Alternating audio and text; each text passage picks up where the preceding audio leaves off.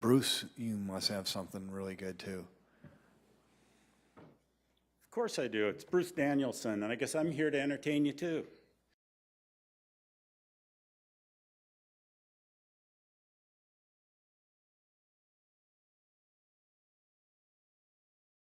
Of extraordinary teammates. I'm going to hand it to Sean Nelson. I'm going to continue the journey, and I'm also going to go around the room so that you guys can see how we focus on the core guiding questions to then ultimately come to our core problem. So over here, all of you guys have been identified as stakeholders. After identifying the guiding questions that Mike just went over, we then started brainstorming who are the stakeholders in the room.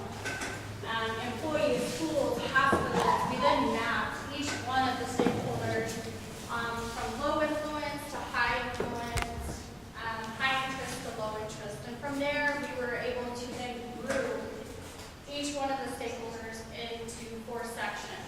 One being current writers. We have people who own cars. We have businesses, and as well as developers.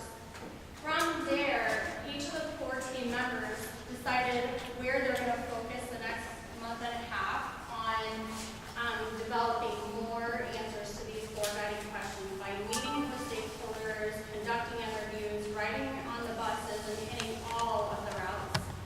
And so from there, all of that data, we then came together and we plotted it all around the room so that we could get it all together. What is everybody wanting to say? What is everybody thinking? How do our stakeholders feel about creating better efficiencies? What are they saying? How do they want to expand the service? How do we create public-private partnerships? And from there, each one of the 4 team members then basically grouped and clustered different themes. And those themes came from their ideas of travel time, how the transit system is really designed, different routes. For expanding our service, we don't have any service on Sunday. We really like that. Dynamic routes, more routes and buses, and getting back to where the workforce is coming and going, how they're getting from point A to point B. So after we came through, grouped all of the guiding questions, we want to focus down on more of the core problems. So we voted on 4 specific insights that we came from here, and that was we want to focus on hours of operations, technology, routes, and partnerships. And from there, I'm going to introduce John to go through the next part of our journey to discover the core problem. So, as Jason spoke to a little bit earlier, our initial core problem was kind of weak. It was pretty broad. Transform public transportation. Can't hear. Okay. So, with our initial problem statement, can you hear me? Is that better? A little more. Okay. So our initial problem statement was very broad, but now with the information that we have here, we can narrow that down and kind of hone in that core problem statement to what you see here today. How to improve the economic benefit of the public transit system for both the residents and the city.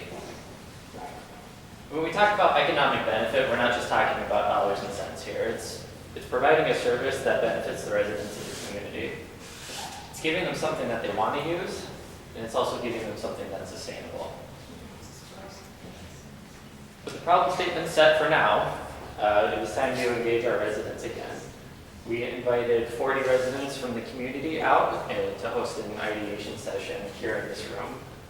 On these tables, you can still see some of the notes that were jotted down from that session. A lot of the ideas, we said the crazier the better, because sometimes the crazy ideas were the ones that panned out into something bigger.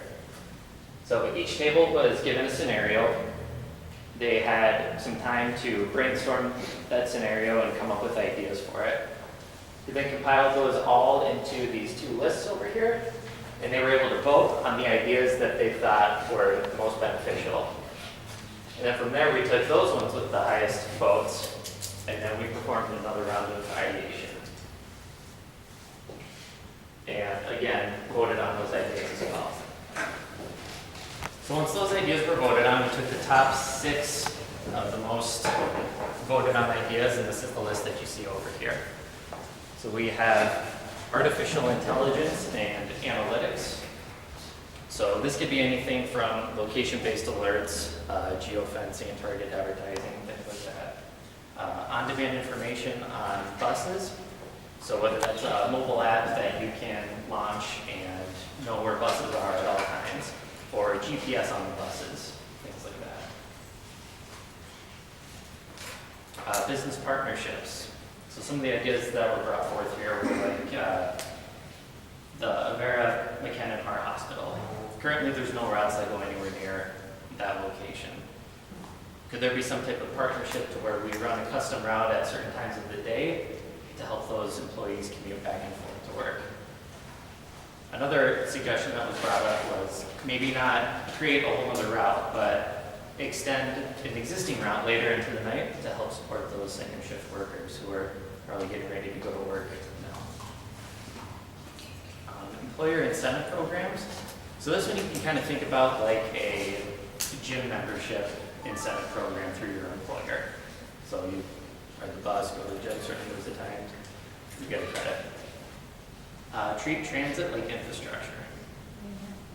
So treat it like a road. Treat it like it's a basic necessity for everybody that's in the community. And then finally, expand fair payment options. So be able to accept credit cards on the bus. Again, maybe some type of mobile app that you can reload and use that as a payment method. Or just expand where you can purchase a regular bus pass. So if you're not at a Lewis Drug or the 2 downtown Sioux area metro locations, you can't really get a pass. So maybe expand it out on the model of like Wild Water West, where you can go to Get and Go and buy your pool pass. You can go to the Get and Go by your house and buy your bus pass. So before you all leave today, there is a cup in here, little stickies on it. I invite all of you to come up, take 3 stickies, and you can vote for which ideas you like on this list. You can put all 3 dots on one thing, right? You sure can, yeah. You've had a lot of people do that, actually. Yep. So, the skills that we've learned up until this point have been incredible. This process can really be tailored and tweaked to help solve so many problems within the city. As of now, our Public Works Division is actually using this process to help tackle some of their BHAGs and other things that they're working on within their department. And as Mike alluded to before, understanding the real problem is the key to finding the right solution. And without engaging the community, we can't make any impactful difference in the system the way it is today. With that, Jason, I'll send it back to you. All right. Thank you to these 3 brave souls. As much energy as our core team has, there's a few people that like to, work behind the scenes, and these folks were the ones willing to stand up and talk in front of you guys today in a place where we've never tried to present before, for a tool that we've never tried to launch before. And so I just really appreciate kind of the courage that these folks took, and the flexibility and patience that you guys have all demonstrated throughout the process. Just real quick, some of our next steps, we really have 2 coming up here. So prioritizing these ideas, legit, the dots that you put on this board are going to help us as part of our process, okay? So helping us get down to these things, and you'll notice they're all pretty good ideas, right? And so it's not that we're just going to take one and that's going to be the answer. It's just, it helps us prioritize which one you all think is most meaningful to you. So prioritizing these things and then prototyping ideas and testing them. So once we come up with the idea that's going to come next, we're going to build a prototype, and we're going to say, and it's probably not going to go citywide. It's probably going to start as a pilot, and we're going to test it. And we're going to see what works, and we're going to get feedback, and we're going to come back again, and we're going to do the whole process over again. So that's what prototyping is going to be, and it's going to take a whole series of these before we really come down and sink into the solution for this thing. So That's basically it in a nutshell. That's been what we've been working on, for a couple hours a week for the last 10, 12 weeks. So with that, I'll really open it up to anybody that has questions about the process or the system or the tools that we've learned or the insights that we've gained, and feel free to kick them off however you want. I knew you'd have one. All right. So this doesn't project through the mic, but we are recording this and we are going to share this with everybody. And so this mic just puts your voice through the video. So I would guess if you asked majority of our residents what they would do to change our transit system, they would say expand hours and routes. So that's not up on there anywhere.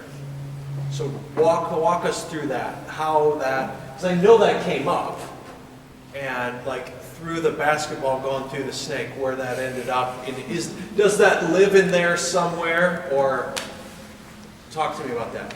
Yeah, so I think that this is just, again, a prioritization. We've captured everything that's ever been said about this process. I mean, that's kind of the deal, and we're rolling through that. Ideas abound. In fact, there's pens at the back of the room. If there's ideas that exist that don't show up anywhere, throw it on that table and they will exist in our program. So this is about prioritization on just the next step, because we can't prototype and test everything. We just gotta nibble down at one thing at a time. So, and these 6 things were lifted up as part of our citizen ideation process. And everything was on the board, including that, and the voting process, which you can see all the dots for, really lifted these up. So, that, again, Mayor Paul, I think it'd be something that somebody says, I got this answer, and that's cool. That is a thing, but this was a collaborative effort, and this is just what got raised up first. Fair? Totally, and I think it's really...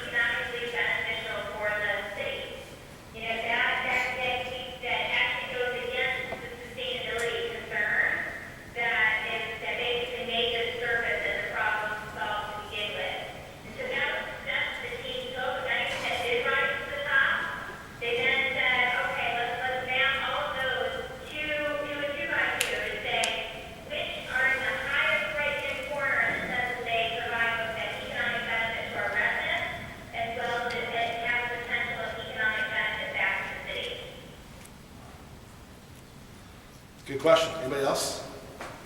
Joe?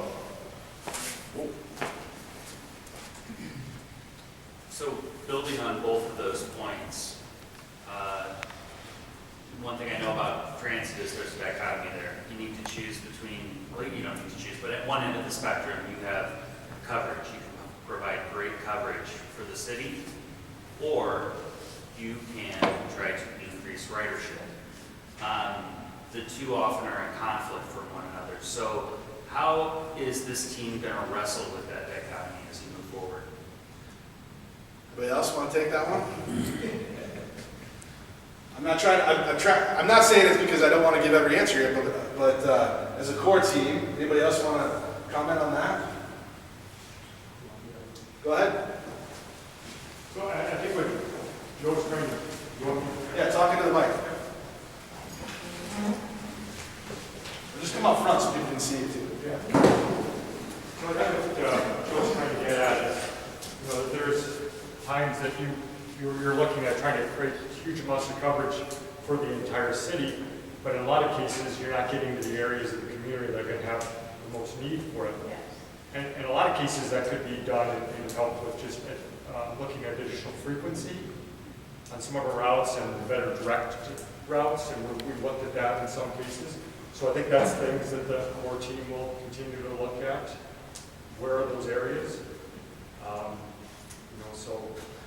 That's a good one. And another thing that just got raised up, and this happened a lot, and if you see on these 6, one of the ideas is to discuss business partnerships.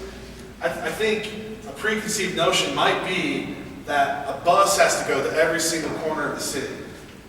But actually, you just need to get a person to a bus. And so maybe there's partnerships out there. Maybe there's partnerships with some of the big employers that would be willing, instead of increasing the routes or increasing the coverage, to get those people to the buses somehow. And then get the buses the rest of the way, right? So like a first mile, last mile type of partnership. So even though the expanded route physically doesn't necessarily show up on that list, that doesn't mean that some of the solutions that come out of these 6 guiding questions and 6 ideas would not be one of the answers for that.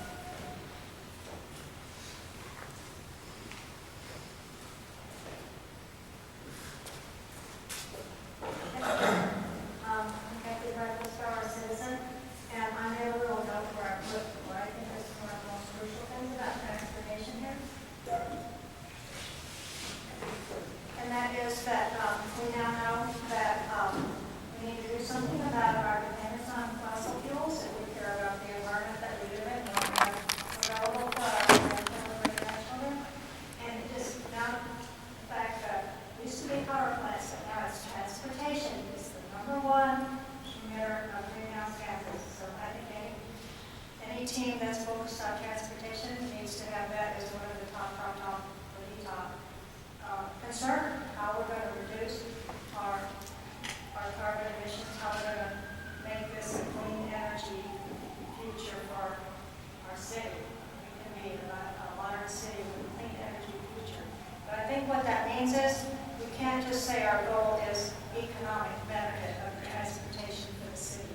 The city may need to put millions of dollars into a good transportation system. It's not going to come out where the city makes money from transportation. We maybe need to put money into it. And so I'm really concerned about how to go with this group is come out worded like that.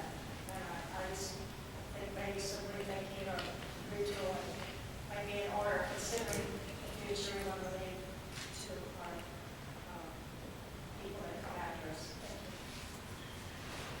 Thanks. Anybody else? There's buses that the city of Sioux Falls is going to probably be putting on the city-county auction this year. They're just sitting there not being used anymore.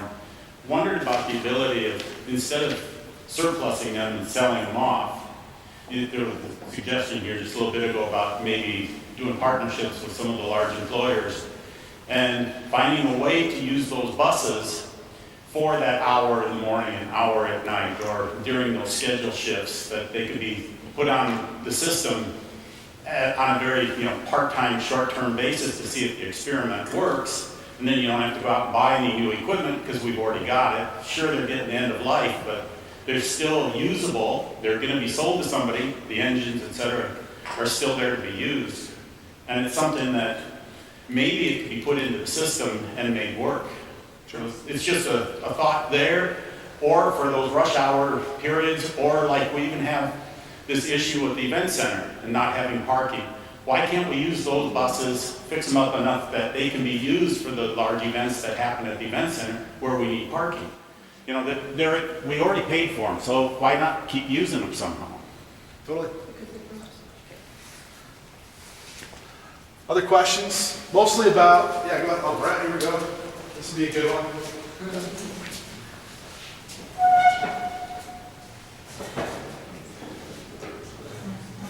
Yeah. I'm Brett Irvin. I'm on the board. From Aiden board. Range is made out of this route and air range that in both of them have their own hurdles and their own means.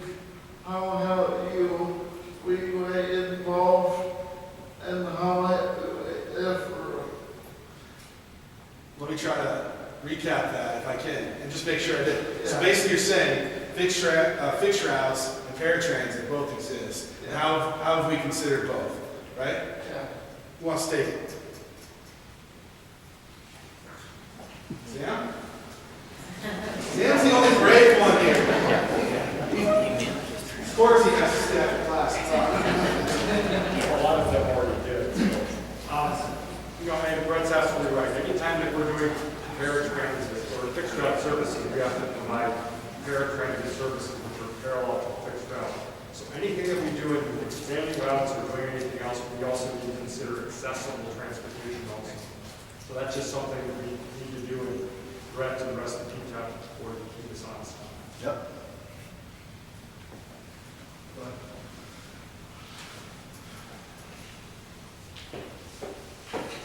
Hi, Eric Nelson from Bay Area in South Dakota.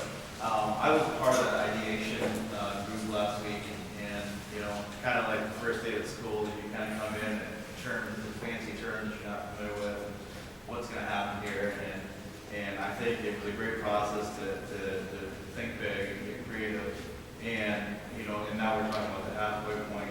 I haven't looked at the timeline map too closely, but could you just talk a little bit further, you know, about in terms of months and weeks and deadlines and when other, you know, you obviously you're meeting as a core team, when you're going to bring in like another ideation group at different points to get feedback. Just, you know, just in my mind, just kind of clarify a little bit more about what happens here, you know, until like this summer, I think it is. Yeah, so this chart at the bottom, if you, as you're leaving, you can kind of see, we've been having regular touch point calls with our Bloomberg coach. The next time that she's actually coming on site is June 27th.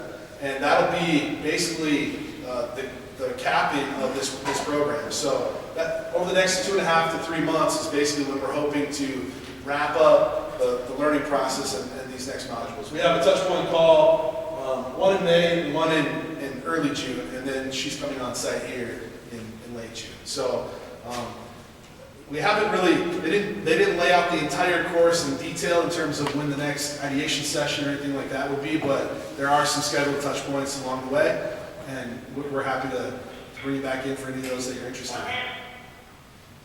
And I'm going to jump in here a little bit too. So this was like a pivot point for the team in the sense that they now have fully understood the problem. They will, as a result of all of your input today, help narrow to the specific solution they want to tackle for the next couple months. And then I am back with the team on site Sioux Falls on the not, I think it's next